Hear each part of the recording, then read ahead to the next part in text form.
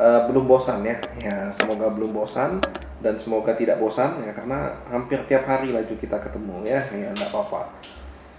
Ya, jadi pada malam ini adalah menepati janji kami kemarin, karena seharusnya kemarin part 2 itu hari Minggu kemarin malam itu harusnya kita selesaikan sampai uji korelasi Spearman ya, tapi karena waktu ya sehingga kita sambung malam ini ya, enggak apa-apa ya, kan yang penting paham ya, yang penting kita semua bisa mengeksekusi, mengerjakannya kan.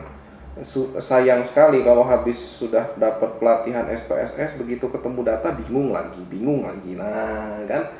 Jadi itu yang sering banyak terjadi dan itu yang tidak kita inginkan. Harapannya ketika Anda semua, kita rekan-rekan semua, ketika teman-teman semua sudah dapat materi ini, sudah dapat workshop, sudah mencoba dan lain sebagainya, harapannya nanti kalau ketemu data itu senang gitu, bukan malah ketakutan gitu ya. Jadi malah ini dia data, saatnya kita main-main, kita otak-atik ya, dan lain sebagainya.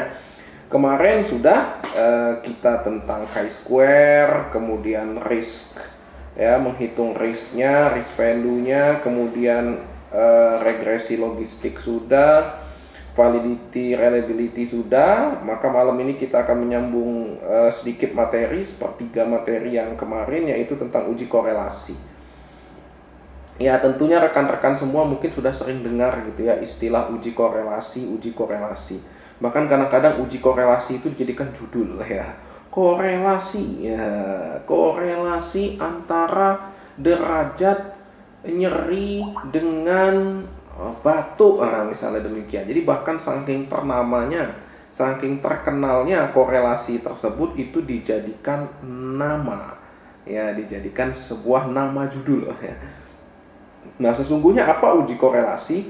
Ya, jadi kalau kita kemarin sudah diskusi di materi tentang metode penelitian yang observasional, itu kemarin sudah jelas bahwasanya uji korelasi kita gunakan misalnya ketika desain kita misalnya case series, di mana kita mau melihat tren, misalnya mau melihat hubungan misalnya antar dua variabel.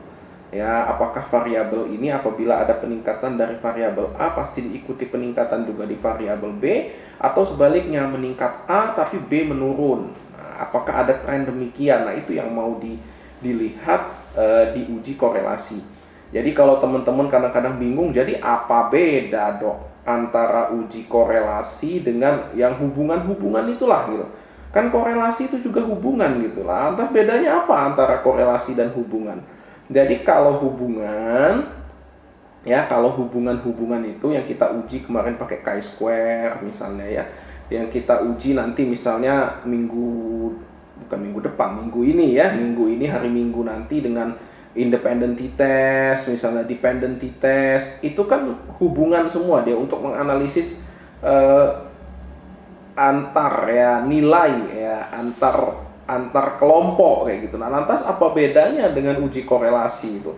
Kan dia juga melihat perbedaan gitu, melihat hubungan juga gitu. Lantas bedanya apa?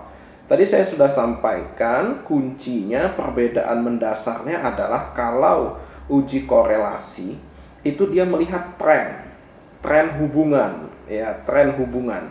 Jadi nanti kalau korelasinya itu ya, jadi nanti dalam korelasi ya nanti kita dapat nilai namanya nilai R.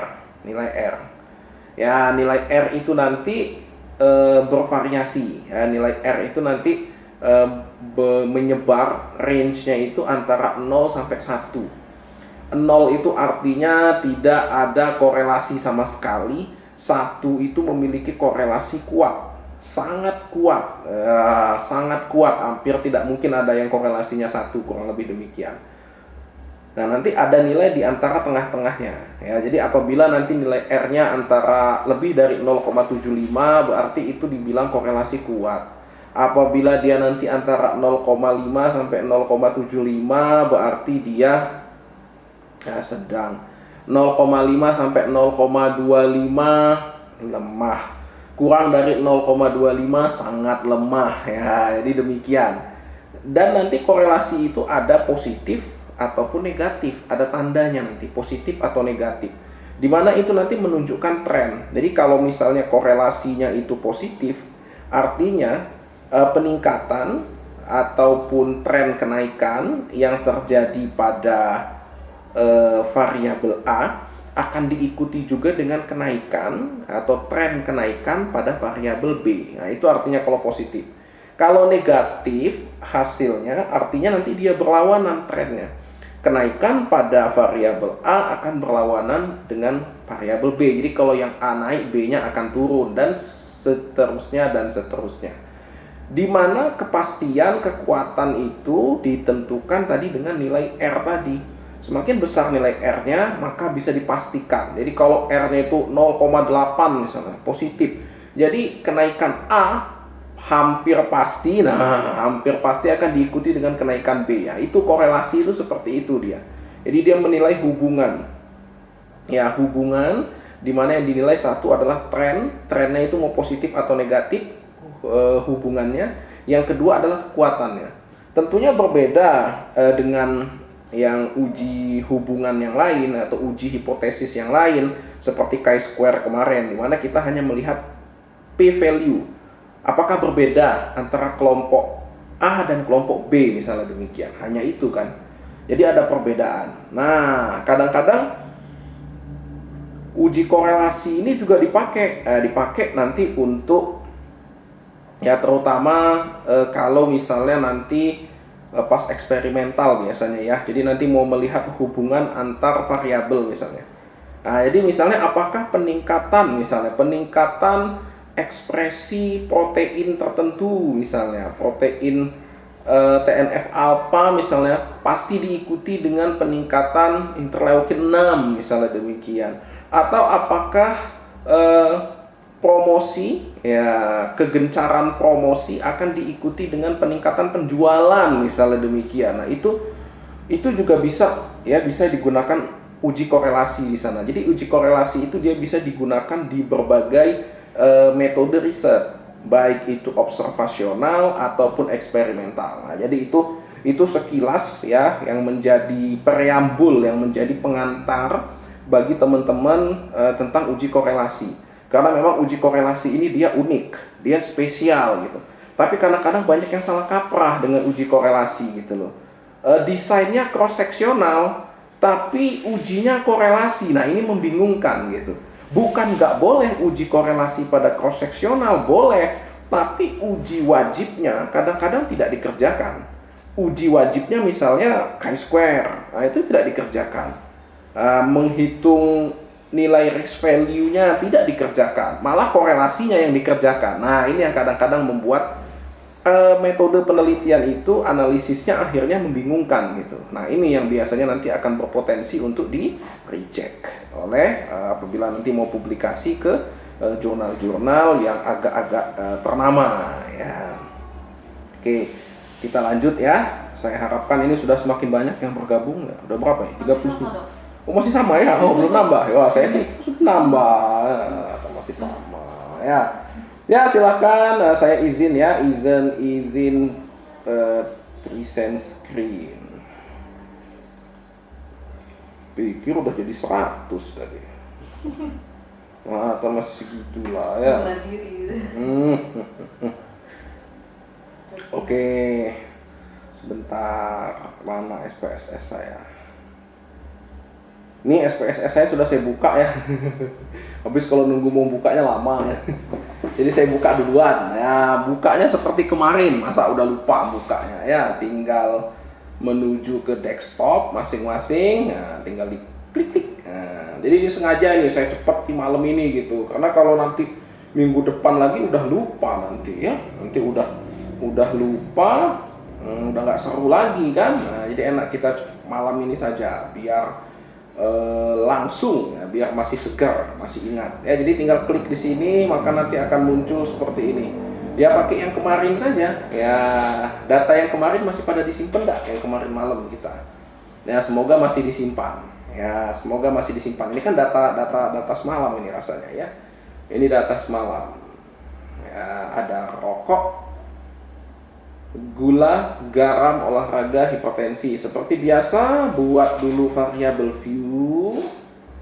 Ya, seperti biasa kayak kemarin, nama ya, kita merefresh sedikit nama untuk membuat ini nama itu ya pasti tipenya string karena nanti mau berisi ya nama seseorang pakai angka gitu. Namanya 1, namanya 2 kan enggak, namanya pasti string. Width-nya 8, desimalnya pasti 0. Baru di sini label sebutkan nama subjek. Values-nya pasti tidak ada karena ini string. Missing-nya pasti none. Kolomnya 8. Ya, line-nya suka-suka lah, mau left, right, pilih saja. Measure-nya nominal, role-nya input seperti biasa. Jadi buat variabel nama. Kemudian kemarin kan penelitian kita mau melihat hubungan rokok, konsumsi gula, konsumsi garam, sama olahraga terhadap hipertensi. Kemarin nggak ada ya olahraga, yang 3 ini aja. Rokok, gula, garam dengan hipertensi. Jadi melihat hubungan rokok, gula, garam dengan hipertensi. Nah, itu kan riset kita kemarin. Nah, misalnya demikian. Ya, silakan diisi. Kalau variabel view-nya sudah ada, ya yang ini hapus aja dulu ya, biar nggak bingung kita hapus. Itu apaan dong? Nanti itu buat anu itu ya, buat part 3 sebenarnya itu ya. Nanti ini kalau bingung kita hapus aja, biar kayak kemarin, persis kayak kemarin kan, nama, rokok, gula, garam, hipertensi ya. Oke, mari kita lihat. Nah kan persis seperti kemarin. Oke. Nah, sekarang kemarin kita sudah lihat hubungan antara rokok, hipertensi, konsumsi gula dengan hipertensi, garam dengan hipertensi. Nah, sekarang kalau disuruh lagi bagaimana korelasinya? Misalnya kan, korelasi antara rokok dengan hipertensi itu seperti apa? Apakah kalau merokok itu trennya hipertensi, kemungkinan hipertensinya juga akan naik misalnya, atau kalau misalnya tidak merokok maka kemungkinan hipertensinya akan turun. Nah, untuk mengetahui prediksi seperti itu, tren seperti itu, korelasinya seperti apa, itu kita pakai uji korelasi. Uji korelasi itu ada 2, ada Spearman sama Pearson. Spearman yang akan kita bahas malam ini. Pearson hari Minggu. Wih dok, nanggungnya dok, ngapa mau dibagi 2 itu? Ngapa mau dicoelkan 1 itu di hari Minggu? Kenapa nggak langsung dicoelkan hari ini? Karena ketika nanti Anda mau menggunakan Pearson, ada S dan K. Di mana S dan K-nya adalah uji normalitas sama uji homogenitas. Di mana kedua uji itu baru kita pelajari hari Minggu nanti gitu. Jadi itulah kenapa si Pearson correlation itu kita cuilkan dia di hari Minggu nanti, karena dia ada S dan K, ada syarat dan ketentuan untuk menggunakan uji korelasi Pearson, di mana kita harus melakukan uji normalitas, uji homogenitas. Ya, udah kebayang lah itu, pasti ada syarat-syarat kalau mau pakai Pearson itu. Nah, kalau Spearman itu enaknya ya dia seperti chi-square lah ya apapun desainnya, chi-square solusinya misalnya ya, pun dengan korelasi Spearman gitu ya. Kalau misalnya ada salah satu variabel itu yang tipe datanya kategori, Spearman yang dipakai ya. Atau misalnya datanya semuanya numerik dok, tapi begitu diuji normalitas, homogenitasnya tidak normal dan atau tidak homogen, ya ujinya kembali lagi Spearman seperti itu ya. Jadi Spearman itu keunggulannya itu karena itu adalah uji korelasi andalan ketika Pearson tidak bisa digunakan. Nah ya, tuh.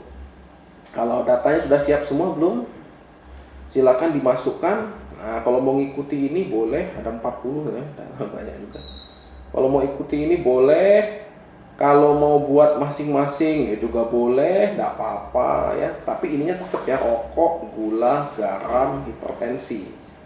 Ininya sama. Namanya juga ya suka-suka ya, mau namanya dibuat bagus-bagus ya boleh ya, nggak apa-apa. Mau namanya dibuat kode begini saja juga nggak apa-apa.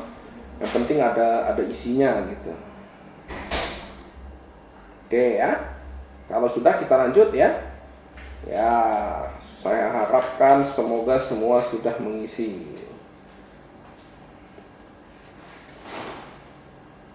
Semua belum?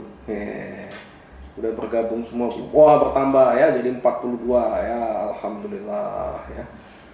Oke, oh jadi 43 bertambah lagi, alhamdulillah ya. Jadi selamat datang bagi yang baru bergabung. Ini sebenarnya kita pakai data yang kemarin ya, data kemarin malam, persis kemarin malam. Ada rokok, gula, garam, hipertensi. Sekarang kita mau uji korelasi. Jadi uji korelasi itu untuk menilai korelasi. Korelasi itu sebenarnya adalah lebih kepada tren hubungan. Jadi tren hubungannya itu adalah sejalan atau dia bertolak belakang. Nah, itu sebenarnya tren yang mau dinilai korelasi. Jadi bedanya sama yang uji hubungan-hubungan yang lain itu apa? Kan sama-sama hubungan sebenarnya.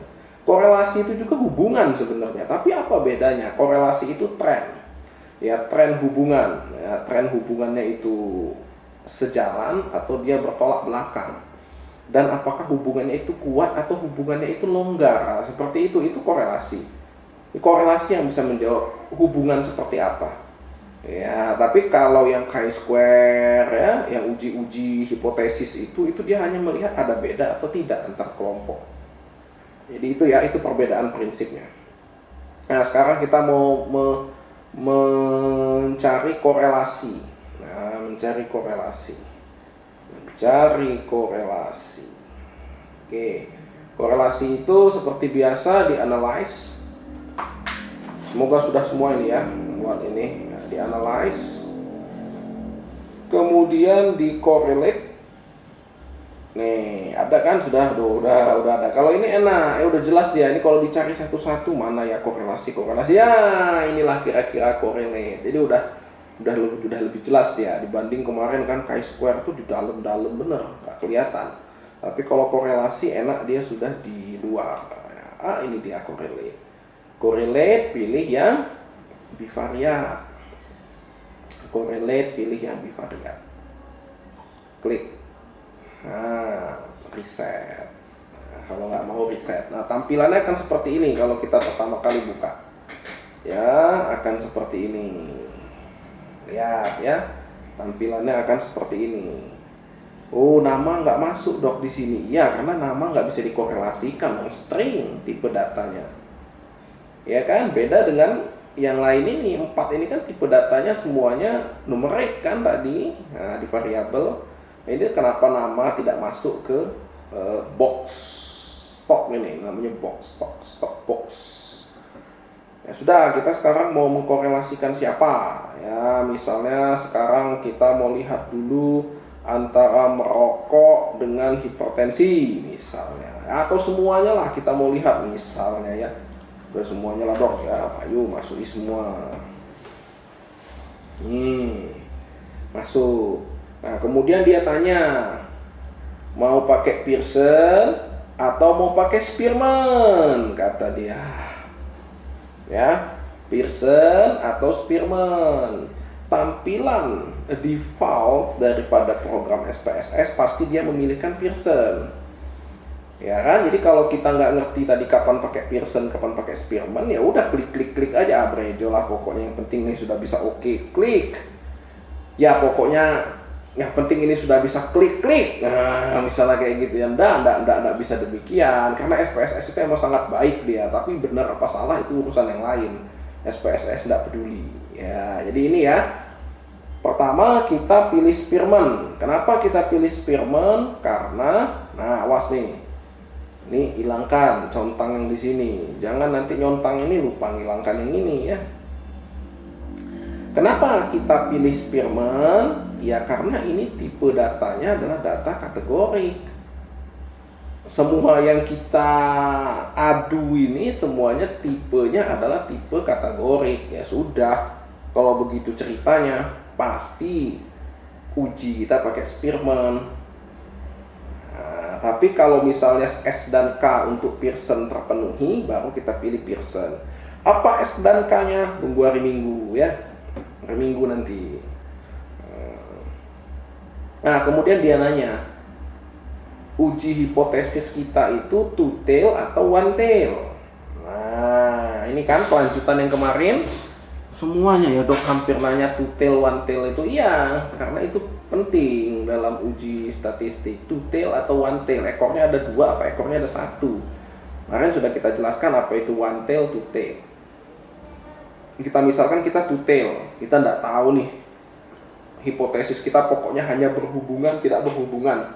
Urusan berhubungannya seperti apa, wallahu alam. Nah, sehingga kita pilih two tail saja. Misalnya ya. Oke. Udah, kalau sudah semua, baru kita lihat option. Option tidak ada yang perlu dipikirkan, style juga enggak, bootstrap juga enggak. Kita oke. Ini kalau sudah semua ya, oke ya. Oke. Nah, setelah oke, maka keluar demikian. Ya keluar seperti ini. Ya keluar seperti ini.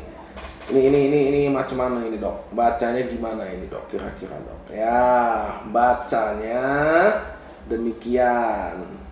Di sini ada yang turun ke bawah ya, merokok, konsumsi gula, konsumsi garam, hipertensi. Ke atas ke yang ke samping juga ada di sini merokok, konsumsi gula, konsumsi garam, hipertensi. Benar ya? Oke. Selanjutnya nanti di sini nih, ini yang mau kita lihat korelasinya. Merokok dengan merokok, ya merokok dengan merokok ini kan sama, maka dia satu di sini pasti koefisien korelasinya pasti sama. Ini kan sama. Jadi yang satu ini nggak usah dilihat ini nggak usah dilihat. Ya, yang ini nggak usah dilihat nanti nih. Ya, yang ini nanti nggak usah dilihat karena itu ya sesama merokok dengan merokok, yang ini konsumsi gula dengan konsumsi gula, yang ini konsumsi garam dengan konsumsi garam, yang ini hipertensi dengan hipertensi. Maka yang deretan ini yang nggak usah dilihat ya, yang ini ya. Nah kemudian nanti hasil itu ada namanya koefisien correlation atau koefisien korelasi. Ini yang disebut nilai R. Nilai R itu yang ini nih. Ya, kalau di sini bahasanya disebut sebagai koefisien correlation. Saya ulangi lagi, koefisien correlation. Kalau bahasa lainnya R namanya, R. Nilai R tadi yang saya bilang. Nah, kemudian di bawahnya itu ada significancy. Nah, inilah p-value. Jadi uji korelasi itu dia punya p-value dan punya nilai R. Nah, jadi nanti kalau melakukan uji korelasi, dia ada p-value dan ada nilai R. Nanti jangan bingung, ditanya p-value sama R-nya berapa? Kok ada p-value? Nah, karena uji korelasi punya p-value juga. Nah, ya, punya p-value. Nih, coba kita lihat.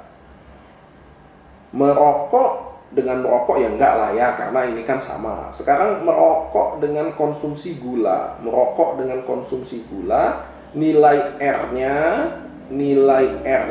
atau correlation koefisiennya itu adalah positif 0,892. Apa artinya? Apa artinya tadi? Artinya ini berarti memiliki korelasi yang kuat ya, yang kuat karena dia itu ada di level lebih dari 0,75. Jadi dia ini kuat dan dia trennya positif. Wah ya, jadi semakin banyak merokoknya atau semakin intens merokoknya ya, atau seseorang itu merokok pasti akan diikuti dengan konsumsi gula yang banyak. Nah, itu hasilnya. Ya, di mana p-value mendukung, kata p-value juga 0,00, artinya dia memang berbeda. Nah, jadi menunjukkan hal yang signifikan bahwasanya seseorang yang merokok pasti diikuti dengan konsumsi gula juga yang banyak. Nah, itu bacanya seperti itu. Beda nanti kalau hasil ini negatif. Kalau hasil ini negatif, bukan berarti, oh kan berarti ini negatif 0,892. Berarti ini hubungannya berarti sangat-sangat super lemah, dok. Loh kok bisa? Kan negatif, dok. Ya enggak, negatif positifnya itu bukan itu yang dibaca, tapi 0,892 ini yang dibaca. 0,892 itu kan di antara 0,75 sampai 1 kan kuat itu. Ya, kalau di beberapa sumber itu dibilang sangat kuat kayak gitu. Ya, ini. Oh, yang positif negatif di depan ini itu menunjukkan tren. Jadi kalau misalnya di sini nanti negatif, maka kesimpulannya demikian. Seseorang yang merokok, misalnya hasilnya negatif, biasanya konsumsi gulanya sedikit. Nah, kalau hasilnya negatif, nah, ya secara korelasi demikian. Terus yang garam, konsumsi garam. Oh, konsumsi garamnya juga menunjukkan nilai R 0,892. Lebih tepatnya positif 0,892. Positif 0,892. Yang artinya kembali korelasi yang sangat kuat, ya, yang trennya adalah positif. Jadi seseorang yang merokok biasanya konsumsi garamnya juga banyak. Nah, itu jadi kesimpulan risetnya demikian. Dimana p-value-nya juga 0,00, ya, artinya berbeda. Nah, kemudian merokok dengan hipertensi. Kalau kita lihat ternyata nilai R-nya adalah positif 0,385. 0,385, artinya korelasinya itu lemah ya. Ya, ini sudah korelasi lemah karena dia antara 0,25 sampai 0,5. Ini korelasinya lemah. Seseorang yang merokok korelasinya lemah sih hipertensi. Ya, jadi kita belum bisa menarik kesimpulan yang karena korelasinya tadi ya lemah gitu. Karena biarpun p-value-nya 0,014 kurang dari 0,05 gitu. Ya, tapi ini korelasinya lemah, 0,385. Trennya positif. Tren positif artinya adalah sejajar, ya, artinya itu sejalan antara variabel A dan variabel B, misalnya demikian. Nah, jadi itu cara membaca. Ya, cara membaca. Nah, kemudian kita beranjak ke yang kedua. Nah, kan tadi rokok sama konsumsi gula, rokok sama konsumsi garam, rokok sama hipertensi. Sekarang yang di sini konsumsi gula sama merokok, sudah kan? Ya, konsumsi gula belum. Konsumsi gula sama merokok, iya sudah kan, ini sama dengan yang ini kan. Konsumsi gula merokok sudah. Konsumsi gula sama konsumsi gula ya sama aja, makanya satu. Konsumsi gula sama konsumsi garam, gula garam belum kan? Nah, gula garam belum. Oh, gitu ya, Dok ya. Iya, jadi sebenarnya nanti yang dibaca itu ini kalau enak ya, kalau bisa kita arsir kan, ini nanti kayak pembatas gitu di sini nih. Ini kayak pembatas. Ini kita tarik garis gitu ya, kita tarik garis sebenarnya di sini. Nah, maka nanti di sini yang dibaca itu adalah daerah yang segitiga yang ini nih. Nah, ya yang dibaca itu adalah daerah segitiga yang ini nih, yang dibaca. Ya, yang dibaca itu adalah yang ini. Nah, maka ini yang kita baca. Konsumsi gula sama konsumsi garam. Apa konsumsi gula dan konsumsi garam? Satu. Jadi kalau minum gula banyak, pasti minum garam banyak. Iyalah, kalau dia makan gula banyak, kan pasti makan garamnya banyak. Biar seimbang. Kalau enggak keasinan atau kemanisan gitu ya, jadi hasil penelitian demikian. Menarik juga ya, Dok. Iya, menarik ya, penelitian beneran ini ya. Ya, ini penelitian beneran, makanya hasilnya cukup unik-unik gitu. Kemudian gula sama hipertensi, belum kan, gula sama hipertensi. Nah, ternyata gula sama hipertensi ini memiliki korelasi 0,535. Lebih tinggi nilai korelasinya dibanding rokok dengan hipertensi. Jadi hipertensi itu justru yang berpengaruh besar adalah gula. Gula, bukan rokok. Nah, kemudian kita ke bawah lagi. Ya, kita ke konsumsi garam sekarang. Konsumsi garam itu yang ini ya, konsumsi garam dengan darah tinggi hipertensi. Ini ya, korelasinya adalah 0,535. P-value-nya 0,00. Nah, sehingga nilai R-nya, koefisien R atau nilai korelasi R-nya itu 0,535 yang artinya kuat ya, cukup kuat. Sehingga sesungguhnya yang korelasinya kuat dengan hipertensi itu adalah konsumsi gula dengan konsumsi garam, bukan merokok. Ya, bukan merokok, tapi ya bukan berarti bebas juga merokok gitu ya. Karena masih ada loh ini 0,385 ya. Nah, jadi yang dibaca ya ini nanti merokok dengan konsumsi gula, merokok konsumsi garam, merokok hipertensi. Konsumsi gula, konsumsi garam, konsumsi gula, hipertensi, konsumsi garam, hipertensi. Nah, ini yang dibaca nanti. Nah, ini yang dibaca. Ya, jadi hasil ini yang dibaca. Inilah nanti ada dua nilai, yaitu nilai R atau coefficient correlation sama nilai p-value. Yang N ini apa dok? N ini adalah jumlah sampel yang teman-teman masukkan. Karena kita tadi sampel yang saya masukkan 40, ya tulisannya di sini 40. Ya, nah jadi ini sekilas tentang Spearman ya, tentang Spearman. Jadi kalau misalnya nanti rekan-rekan punya penelitian yang observasional, kemudian nanti mau diminta atau teman-teman mau melihat tren hubungan antar variabel saya ini gimana sih? Positifkah, negatifkah? Apakah memang korelasinya itu atau kerabatannya itu atau hubungannya itu memang sangat dekat, misalnya sangat kuat? Nah, itu korelasi yang bisa menyelesaikan pertanyaan itu. Kalau yang p-value itu yang ujinya pakai uji chi-square atau nanti independent t-test, dependent t-test, itu untuk menilai uji hipotesis ya, perbedaan antar kelompok ya. Mungkin itu ya untuk korelasi Spearman. Ya untuk korelasi Spearman, Pearson-nya hari Minggu ya. Pearson-nya hari Minggu, kawannya hari Minggu ya itu mungkin ya. Jadi itu semoga bermanfaat. Nah, bagi rekan-rekan sekarang itu tambahannya ya. Memang enak ya kalau masih segar gini, memang masih enak.